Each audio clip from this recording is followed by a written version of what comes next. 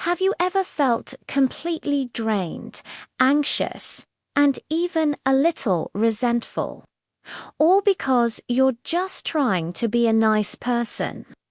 You say yes when you want to say no, you put everyone else's needs first, and you end up feeling completely depleted. If that sounds familiar, then you need to hear Sarah's story. Sarah used to think she was just a nice person. She was always there for her friends, always agreeable with her family, always trying to make everyone happy. But underneath that friendly smile, something was slowly breaking. She felt constantly exhausted, and a strange bitterness was growing inside her. Take her friend Mark, for example. He would call and unload all his problems on her for hours, without ever asking how she was doing. Or her Aunt Carol, who would make sharp, cutting comments about Sarah's life choices at every family gathering. Sarah would feel this tightness in her chest, this sense of being tangled in invisible chains, pulled down by the very people she was trying so hard to please. She was drowning, not in water, but in a flood of subtle toxicity. The breaking point came one evening. Sarah was staring at her cold dinner after another 2-hour emotional dumping session from Mark. Her head was pounding, and a deep, soul-crushing exhaustion washed over her. This wasn't just physical tiredness.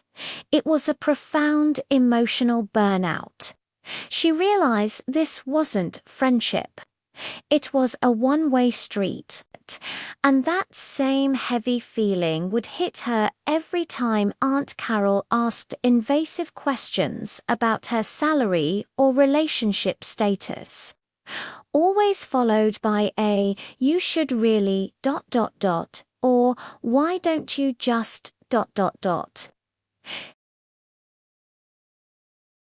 Sarah would leave these family events feeling small and judged, her choices constantly under a microscope. She finally saw the truth. She wasn't just being nice. She was being walked all over.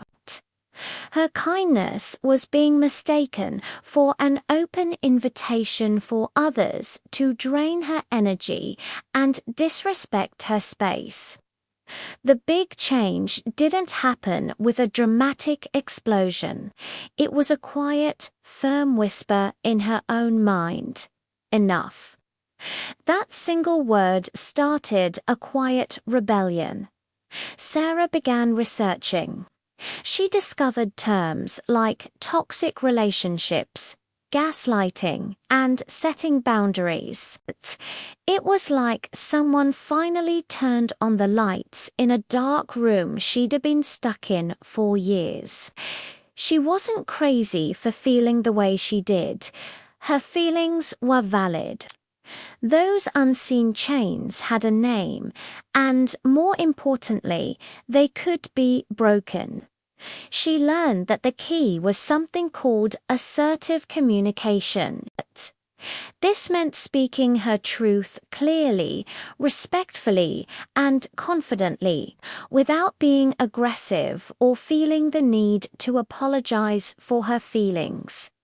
The idea was terrifying.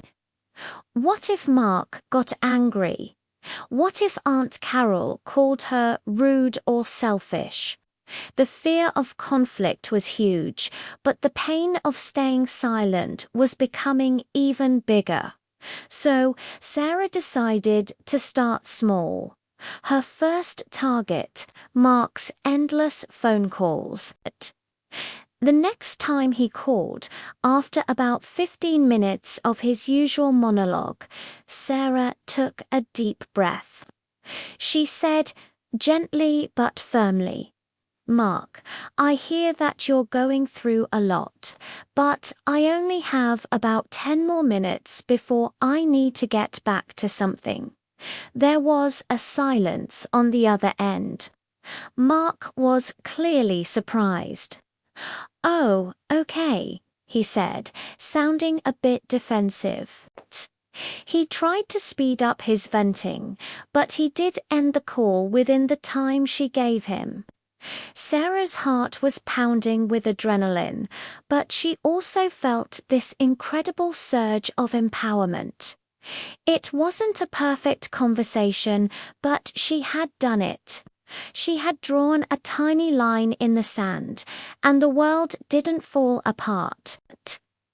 Feeling braver, she decided to tackle Aunt Carol. At the next family dinner, when Carol started her usual invasive questioning, Sarah calmly looked at her and said, "Aunt Carol, I appreciate your concern, but my personal life is something I prefer to keep private. Let's talk about something else. How is your lovely garden doing?" Aunt Carol blinked, a little taken aback, and then huffed slightly. But, to Sarah's surprise, she changed the subject. It wasn't a complete victory. Carol would still try to make her little jabs sometimes. But something inside Sarah had shifted. She no longer felt that familiar knot of shame or anger. She had spoken her truth, and that felt powerful. Sarah quickly learned that setting boundaries isn't a one-time thing. It's an ongoing practice. People who are used to walking all over you will often test your new boundaries to see if you're really serious. So Sarah developed a kind of mantra for herself. It went like this: "I feel uncomfortable when you do this specific behavior, and I need you to do this instead."